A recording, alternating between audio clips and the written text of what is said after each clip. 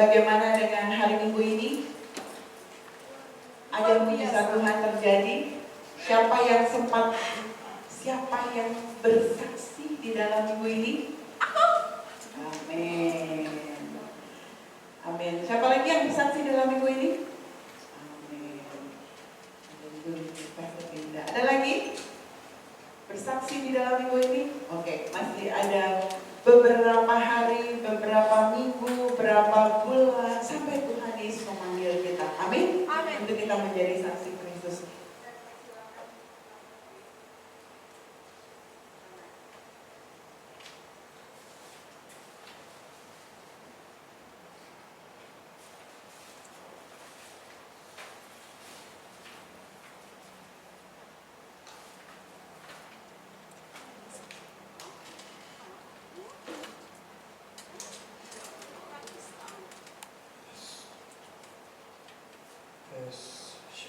Shalom, saudara yang kasih dalam Tuhan. Shalom. Amin. Siapa yang hari ini bersemangat mendengarkan firman Tuhan? Amin. Amin. Baru 1, 2, 3, 4, baru 4 orang. Siapa yang bersemangat mendengarkan firman Tuhan? Amin. Saya yakin dan percaya firman Tuhan itu menguatkan setiap dari kita, saudara. Amin. Dan pada hari ini firman Tuhan juga berbicara dalam hidup saudara dan saya. Dan kita mau sama-sama belajar pada pagi hari ini. Amin. Amin. Sebelum kita mendengarkan firman Tuhan, mari kita tundukkan kepala dan kita berdoa. Tuhan, terima kasih Tuhan untuk pagi hari ini. Kami mengucap syukur kalau kebaikan-Mu selalu ada dalam hidup kami Tuhan. Penyertaan-Mu Tuhan, kasih-Mu selalu ada dalam hidup kami Tuhan. Dan pada hari ini kami sebagai jemaat, sebagai umat Engkau Tuhan, juga mau Tuhan menerima benih firman-Mu Tuhan dari surga yang fresh Tuhan untuk hari ini kami dengarkan, sehingga kami bukan hanya mengerti Tuhan, tetapi kami juga menjadi pelaku firman Engkau Tuhan. Bukan hanya mendengar Tuhan, tetapi punya rasa ingin untuk menjadi umat yang mengikuti firman-Mu Tuhan, mengikuti instruksi-Mu Tuhan. Terima kasih Tuhan, berkati hamba-Mu yang akan bicara Tuhan. Berbicaralah melalui hamba-Mu Tuhan pada pagi hari Tuhan. Hanya di dalam nama Yesus semua yang percaya katakan amin. Tema bulan ini kita sedang bicara tentang kehidupan yang bersaksi. Kehidupan yang bersaksi itu bisa kita lakukan setelah kita hidup oleh firman. Seperti bulan lalu kita sudah belajar tentang hidup dengan firman, saudara. Amin. Jadi bukan hanya base-nya tuh kuat. Bukan hanya kita bersaksi tak kosong, tetapi kita bersaksi karena di dalam hidup kita ada firman Tuhan yang berbicara melalui hidup kita, saudara. Oke, next. Oke, kita bisa buka di Kisah Para Rasul 1 ayat 8. Kalau saudara kesulitan di handphone atau di Alkitab saudara bisa lihat ke depan. Ini firman Tuhan yang sangat luar biasa, saudara, yang akan jadi acuan pada pagi hari ini. Tetapi kamu akan menerima kuasa. Menerima apa, saudara? Kuasa. Kalau Roh Kudus turun ke atas kamu, dan kamu akan menjadi apa? Yes, menjadi saksiku di Yerusalem dan di seluruh Yudea dan di Samaria dan sampai ke ujung buminya. Ada di mana? Di Bogor sini, saudara. Amin. Amin. Kita tuh dipanggil. Tuhan tuh manggil kita menjadi saksi tuh gak cuma main manggil aja. Tuhan tuh kasih power, kasih kuasa. Tapi ada syaratnya. Kalau Roh Kudus turun ke atas kamu. Kayak minggu lalu kita kelas membership ditantang untuk menerima kuasa Roh Kudus. Waktu kita menerima kuasa Roh Kudus itu gak main-main. Kita sedang mengaktifasi sesuatu kuasa yang di dalam diri kita. Bukan kita yang hebat, saudara, tetapi rohnya Tuhan itu yang ada di dalam kita yang hebat, yang dapat memakai setiap dari kita, saudara. Amin. Amin. Next. Oke. Kesaksian itu, hidup yang bersaksi itu adalah kita menyaksikan Kristus melalui hidup kita. Jadi kita nggak sedang bermegah diri dengan hidup kita. Yang hebat itu bukan David, bukan Pastor Linda, bukan Davina atau siapa. Tapi yang hebat itu Kristus. Tadi seperti tadi pagi Ibu Anita bilang kehidupan bersaksi itu tidak mudah. Iya betul, tidak mudah. Contohnya siapa? Tuhan Yesus. Tuhan Yesus ada di bumi ini mudah nggak saudara? Berkorban, ya, dipersalahkan, di-misunderstood. Apakah kehidupan saudara seperti itu? Berarti saudara in the right track. Berarti saudara ada di jalan yang benar. Kalau saudara mengalami suatu kesusahan, kesulitan, Tuhan tuh lagi bekerja. Jadi jangan takut. Andalin Tuhan aja. Amin? Amin. Oke, next. Masalah hidupmu akan menghasilkan kesaksian hidupmu juga. Amin, saudara? Kenapa? Tuhan kok izinkan ini terjadi dalam hidupku? Kok saya orang termalang di dunia ini? Kadang-kadang itu yang suka iblis bicara dalam hidup kita. Tetapi kalau kita lihat garis besarnya, kita lihat ceritanya nanti, Tuhan tuh punya rencana. Kamu mengalami masalah ini, kamu bisa overcome, bisa melalui masalah ini, sehingga kamu bisa membawa orang lain itu keluar dari masalah yang sama yang seperti saudara sudah hadapi sebelumnya. Jadi setiap dari kita tuh punya rencananya masing-masing, pertandingannya masing-masing.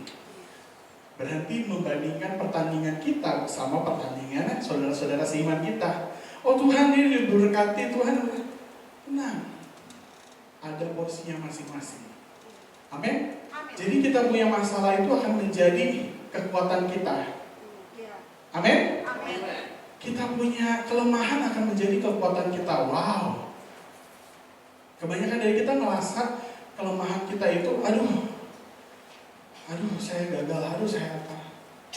Tapi dari kegagalan itu Tuhan mau pakai kita untuk kita lihat, kamu tuh jangan andalin kekuatan kamu loh. Kamu tuh harus andalin Tuhan. Kamu tuh harus andalin saya. Jangan capek dengan kekuatan kita sendiri, kemampuan kita sendiri. Saudara, amin? Yes, next. Oke, ini adalah gaya hidup seorang saksi. Poin pertama, saudara bisa lihat di outline di warta kita, saudara bisa isi. Poin pertama itu adalah seseorang yang mau menabur benih, yang berkorban. Kalau kita mau menjadi saksi Kristus, ada harga yang harus kita bayar. Menjadi saksi Kristus itu yang seperti Ibu Anita tadi pagi bilang, tidak mudah. Tetapi Tuhan itu ciptakan kita, desain kita untuk menjadi saksi. Tuhan itu udah nyontohin, udah ke bumi udah nyontohin, udah menjadi sama seperti kita, udah ngalamin gimana rasanya sakit, gimana rasanya dikhianati, gimana rasanya dibohongi, dan dia overcome, dia mengalahkan hal-hal tersebut dan menjadi pemenang dan bangkit menjadi pemenang. Ini hal yang penting yang kita harus mengerti sebagai saksi Kristus. Kita gak hanya membawa diri kita saja, David saja, tetapi kita sedang membawa Kristus, representing God. Bagaimana kita hidupnya itu dilihat orang. Apakah kita mau berkorban bagi orang, bersaksi? Saya mau kasih contoh, kalau kita mau bersaksi, ada benih yang ditabur itu, ada waktu yang harus kita spend. Kita nggak lagi spend waktu hanya untuk diri kita, keluarga kita saja, tetapi ada waktu yang lebih. Mungkin beberapa dari kita kunjungan ke orang-orang yang belum mengenal Tuhan, atau orang-orang yang sudah meninggalkan Tuhan. We spend time, we spend money. Kita mungkin mengeluarkan uang untuk memberkati orang-orang di luar sana. Tapi harus ada benih.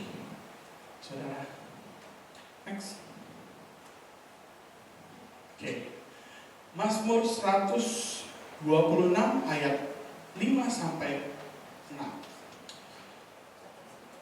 Aku dengerin baca firman ini teringat sebuah lagu itu ya. Yang menabur sambil mencucurkan air mata. Waktu saya kecil saya dengerin lagu itu agak-agak aneh. Nabur kok cucurin air mata ya? Kenapa? Karena sesuatu dari dalam kita harus keluarin. Kita harus korbankan. Mungkin itu waktu kita yang sangat precious. Orang-orang yang menabur dengan mencucurkan air mata akan menuai dengan sorak-sorai. Orang yang berjalan kemana? Maju dengan menangis sambil menabur benih, pasti pulang bersorak-sorai sambil membawa berkas-berkasnya, saudara. Jadi, saya sering banget ngomong, benih yang ditabur tidak akan jatuh dengan sia-sia. Setiap waktu, setiap kesempatan, setiap pengorbanan finansial, tenaga, itu tidak akan jatuh dengan sia-sia. Ada waktunya Tuhan akan memberi pertumbuhan. Kita tugasnya apa? Menabur. Yang memberi pertumbuhan siapa? Tuhan. Waktunya Tuhan, kapan dia akan di-harvest, akan dituai. Siapa yang percaya waktunya tidak lama lagi? Amin, saudara. Ini kita udah nabur mungkin bertahun-tahun. Pastor Wawan, Pastor Linda sudah menabur, membagikan makan bagi kota ini. Ratusan orang yang sudah mungkin mendengar firman Tuhan. Tapi aku yakin dan percaya waktunya Tuhan itu tepat untuk kita dapat ambil harvest itu. Amin, saudara? Yes. Next. Oke. Apa yang Anda sering banget ya dengar ya. Apa yang Anda tabur itu yang akan Anda tuai. Taburanmu menentukan tuaianmu. Itu kalau kita naburnya cuman ya seginilah, gitu. Ya kesaksiannya gini aja lah, ya akan menuainya sama. Gitu. Jadi kalau kita naburnya buah tomat, dapatnya apel nggak, saudara? Atau naburnya buah lengkeng, dapatnya buah melon nggak? Enggak kan? Jadi waktu kita spend time sama Tuhan, waktu kita mengambil waktu sama Tuhan, memperkuat diri kita, tidak kosong. Waktu kita bersaksi tuh omongan yang kita keluarkan tuh power, kuasa. Bukan kata-kata yang indah. Saya ingat banget waktu saya kecil, saya suka ikut banget, suka ikut persekutuan oma-oma oleh Labora ya, masalah. Saya suka ikut setiap hari Rabu, suka diajak sama si oma. Itu tuh oma-oma itu sangat bersemangat sekali kalau misalnya ibadah hari Rabu itu. Dan ada sering sekali saya suka on the spot. Kita punya cucu ini mau kasih kesaksian gitu. Bayangin anak SD suruh kesaksian di depan oma-oma banyak banget. Saya bingung mau ngomong apa gitu kan. Tapi yang saya bisa belajar dari oma saya adalah dia tidak pernah menyia-nyiakan waktu untuk bersaksi. Itu kalau aku bilang dia bergerak dengan roh. Lagi di kereta dia duduk, sebelahnya ada oma-oma sama cucunya yang sedang riuh lah si omanya ini. Terus oma saya duduk, saya sebelahnya. Saya diem, gak menggubris anak-anak yang di sebelah omanya. Akhirnya waktu ada kesempatan, si oma yang lagi repot ini, kok cucunya ibu gak riuh ya? Maksudnya gak lari-lari, gak berisik.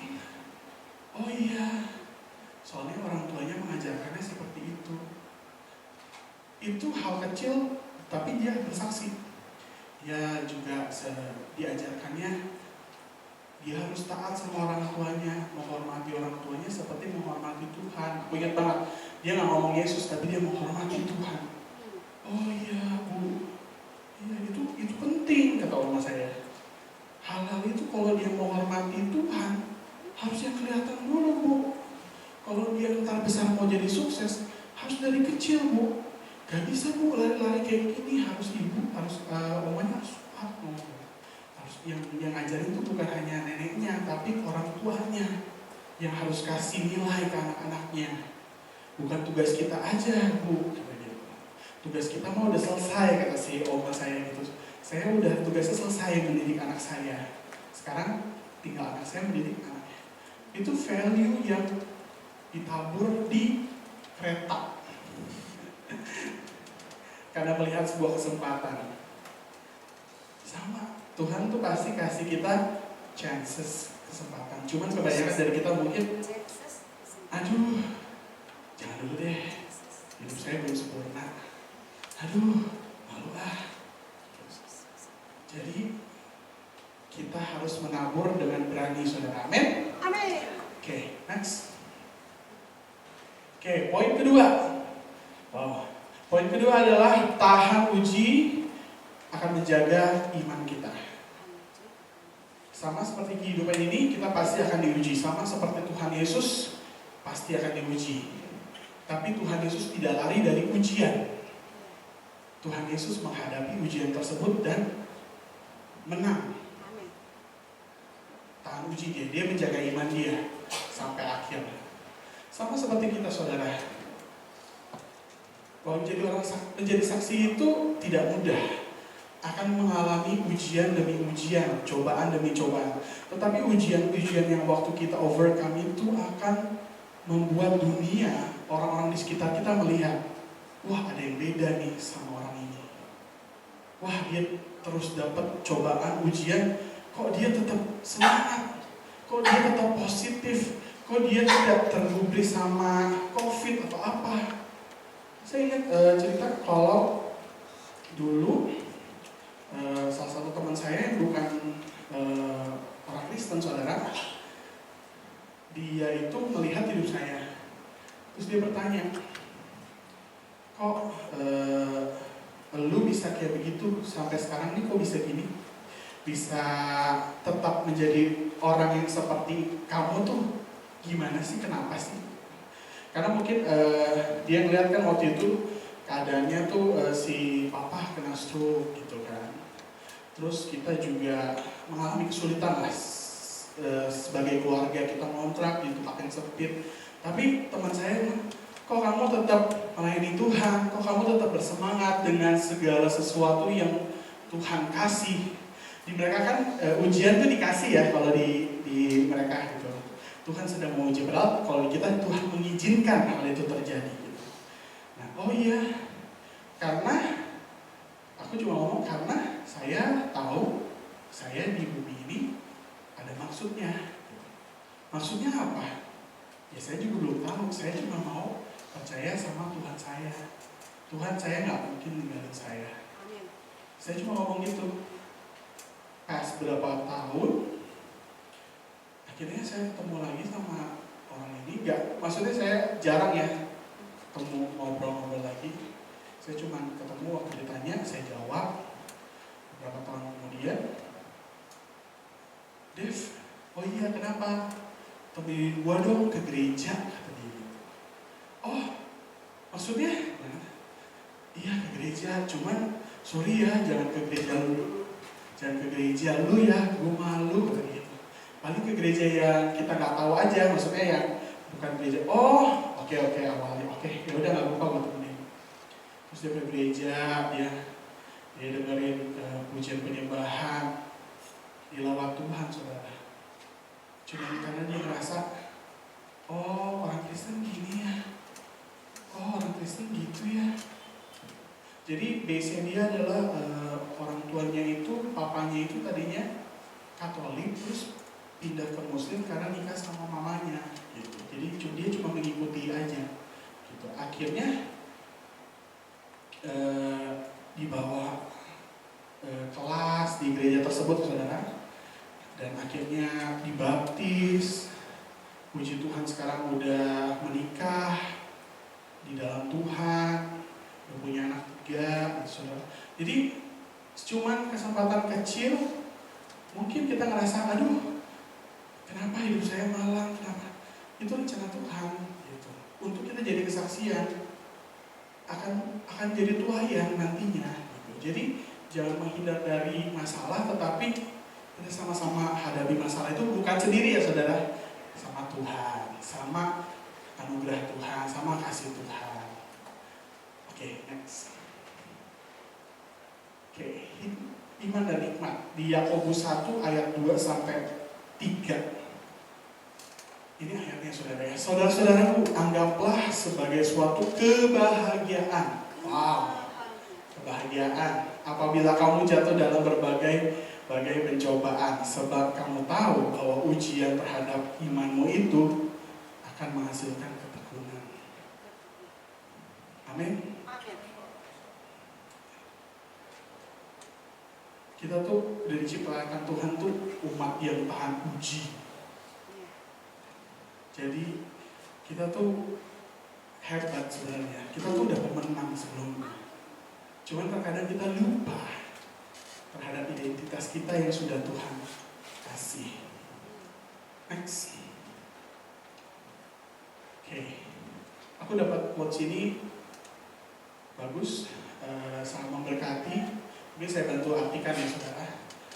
Life is a test and the world is a place of trial. Hidup adalah sebuah ujian dan dunia ini adalah tempat kita mengalami pencobaan saudara ya. Mengalami cobaan dalam hidup kita. Always the problem or maybe the same problem will represent to every generation in different form. Jadi mungkin di masa-masa lalu saudara mengalami trial-trial, pencobaan-pencobaan seperti A, B, C, tetapi di masa sekarang pun, anak-anak muda sekarang pun akan mengalami hal yang sama gitu. Jadi jangan pikir kalau Tuhan, dulu kan saya udah berjuang Tuhan di waktu umur saya 20 tahun, 30 tahun, 40 tahun, masa di 50 tahun saya masih struggle Tuhan? Nah itu emang begitu. Kalau Anda tidak mau struggle, Anda mau hidup nyaman, hidup tentram, saudara udah gak di bumi, saudara udah di surga. Ya, saudara udah selesai. Kalau saudara masih ada masalah, saudara masih ada pergumulan, saudara masih dibentuk, saudara masih mengalami proses, itu berarti belum selesai waktunya. Masih ada waktu lagi yang Tuhan mau bentuk kita untuk kita sebelum kita melangkah ke surga, saudara. Ada jiwa yang mau melalui hidup kita. Hidup kita mau menjadi berkat bagi jiwa-jiwa yang belum mengenal Tuhan, saudara. Next. Tahan uji dapat mengeluarkan potensi-potensi yang ada dalam diri kita. Saya mau kasih contoh, kalau kadang-kadang kita mikir masalah itu hanya membuat kita susah, membuat kita stres.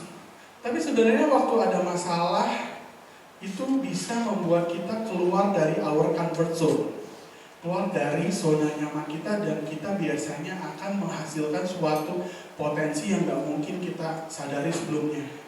Mungkin kalau di masa-masa pandemi waktu dulu, banyak orang-orang yang kena lay off, banyak orang yang dipecat dari pekerjaannya.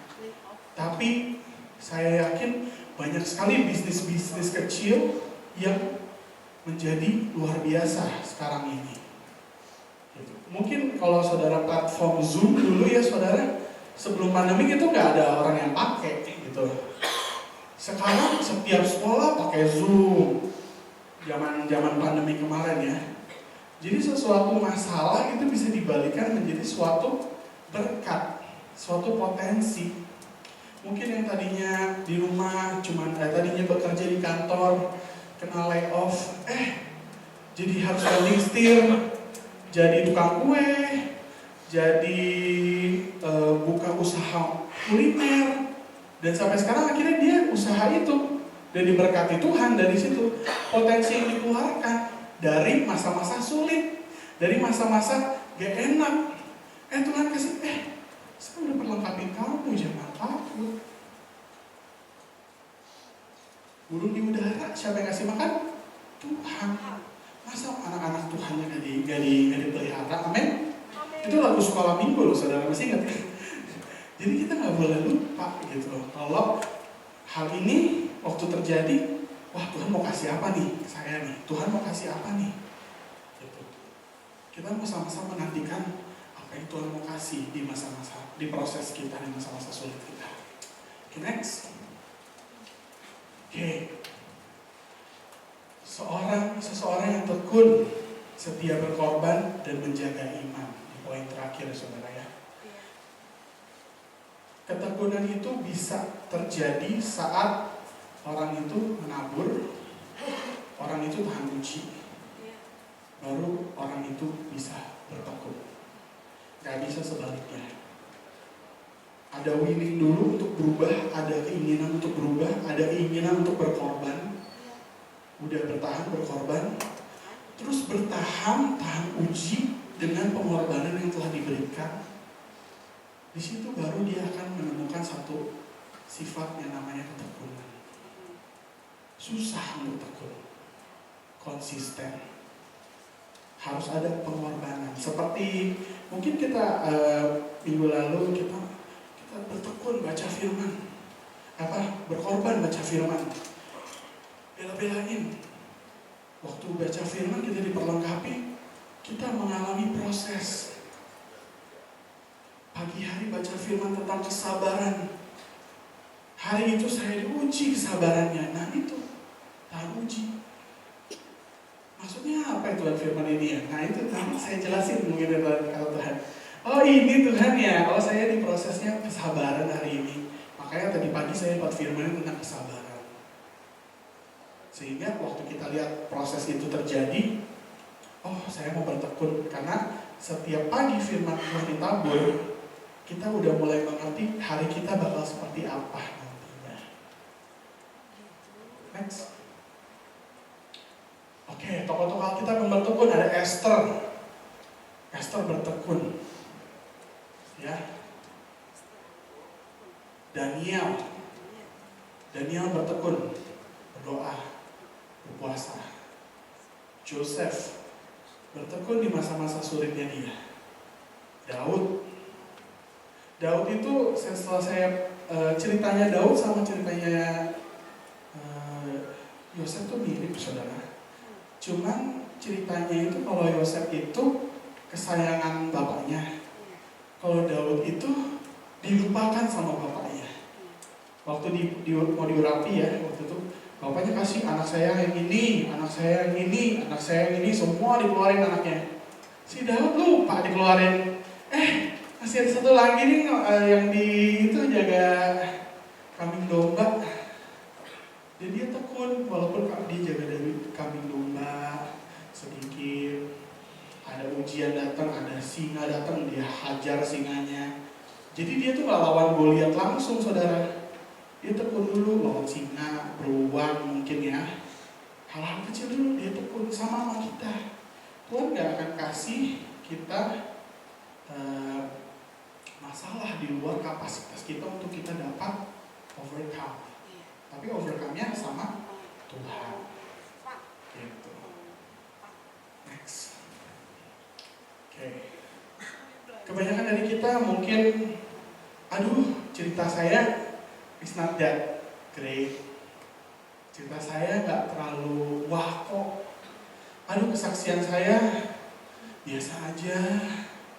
Saya teringat kenapa kesaksian kecil ini waktu hari Rabu kita doa jemaat, Pastor Linda melontarkan suatu pertanyaan. Terakhir doa kamu dijawab hal apa? Ingat gak saudara yang doa hari Rabu ya? Ini menginspire saya. Oh iya, little things matter. Kita yang mengecilkan kesaksian kita tuh cuma dari pikiran kita sendiri. Iblis juga sih. Baru gitu doang, masa mau kesaksian. Masalah kecil gitu doang. Padahal masalah kecil besar akan menjadi berdampak waktu ada Roh Kudus, ada kuasa. Saya sering sekali waktu ikut sama oma saya tuh, itu yang kesaksian oma-oma tuh luar biasa kesaksiannya. Panjang, sangat indah kata-katanya.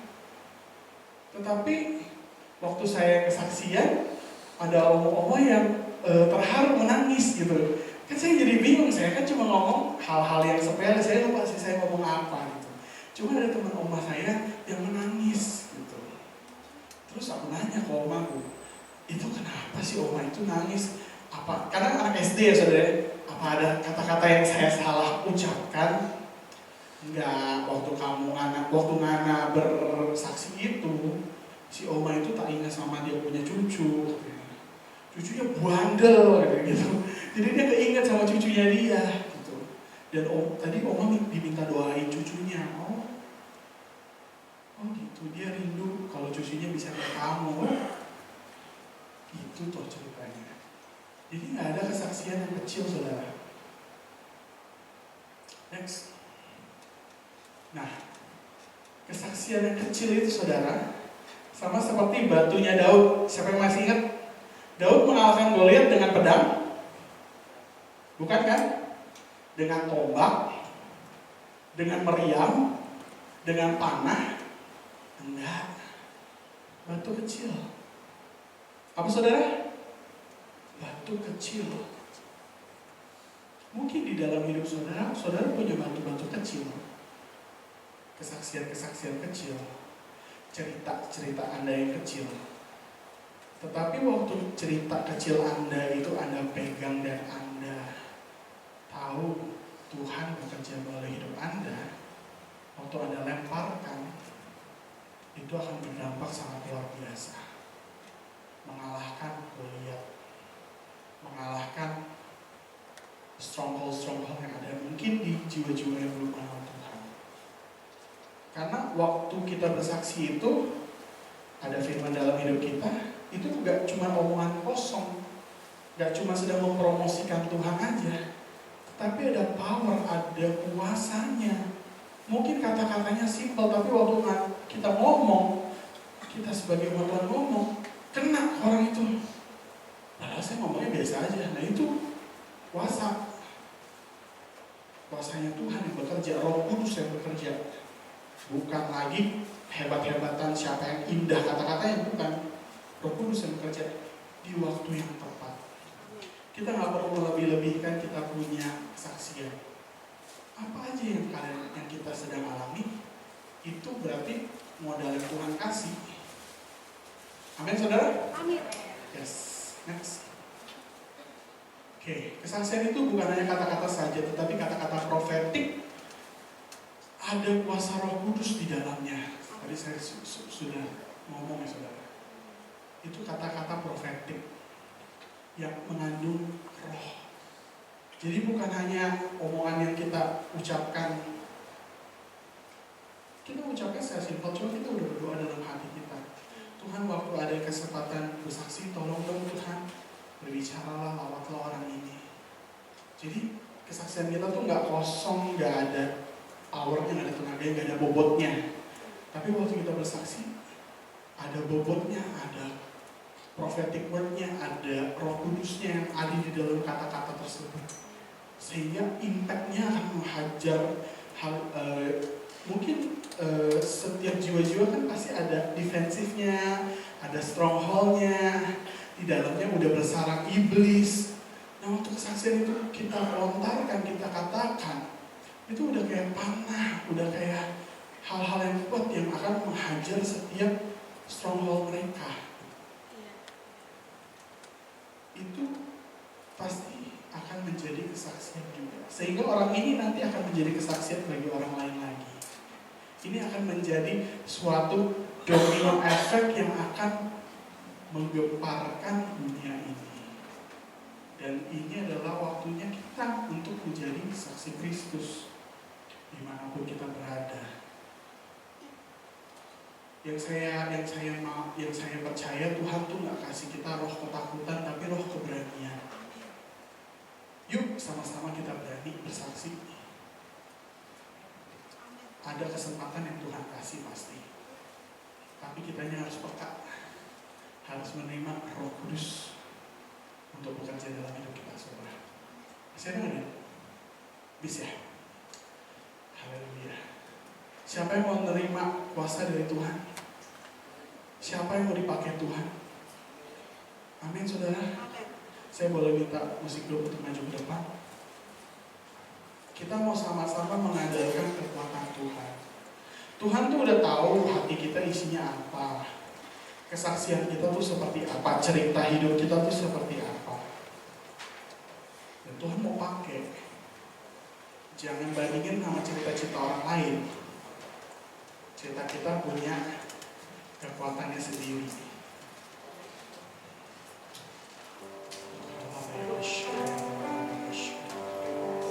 Haleluya Tuhan. Mari sama-sama kita tundukkan kepala kita mau berdoa.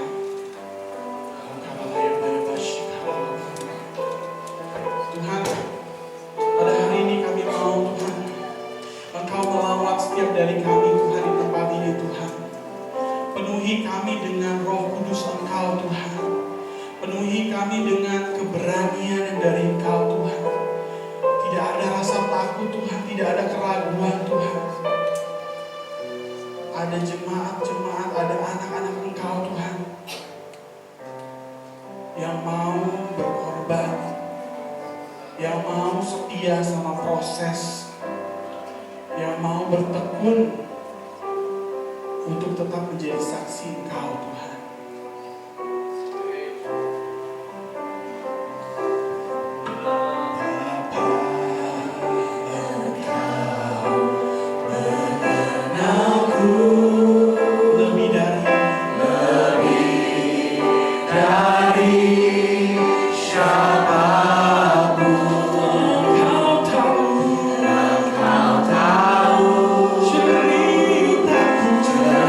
Ceritaku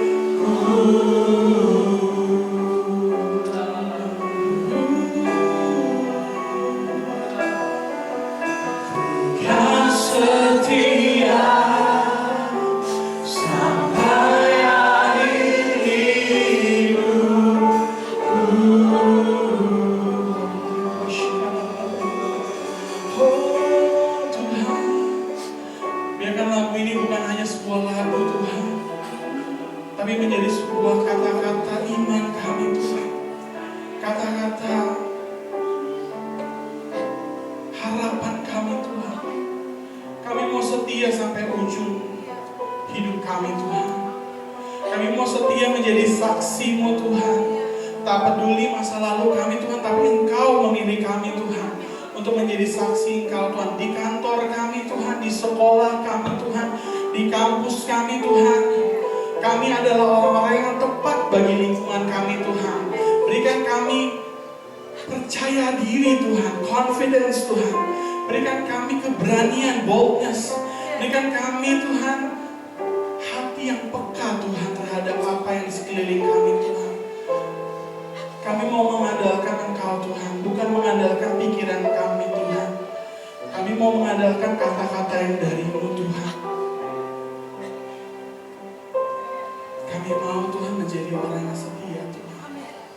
Tahan uji Tuhan, tekun Tuhan. Ajar kami hari demi hari Tuhan, untuk menjadi lebih dan lebih menjadi seperti Engkau Tuhan. Yang setia, yang tahan uji, yang menyelesaikan pertandingannya, dan menghasilkan banyak sekali murid-murid Kristus. Terima kasih Tuhan untuk siang hari ini Tuhan. Biarkan pada hari ini firman yang kami dengar Tuhan, bukan hanya kami mengerti Tuhan, tetapi kami lakukan Tuhan, menjadi pelaku firman-Mu Tuhan. Berikan kami api Engkau Tuhan, untuk tetap berkorban Tuhan.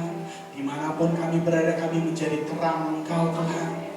Kami mau mengandalkan Engkau Tuhan, sumber dari segalanya Tuhan. Bukan kekuatan kami, tetapi roh Engkau yang ada di dalam hidup kami Tuhan. Terima kasih Tuhan untuk waktu yang indah ini Tuhan. Hari demi hari kami akan menjadi saksi Engkau yang lebih luar biasa lagi di hadapan Engkau Tuhan.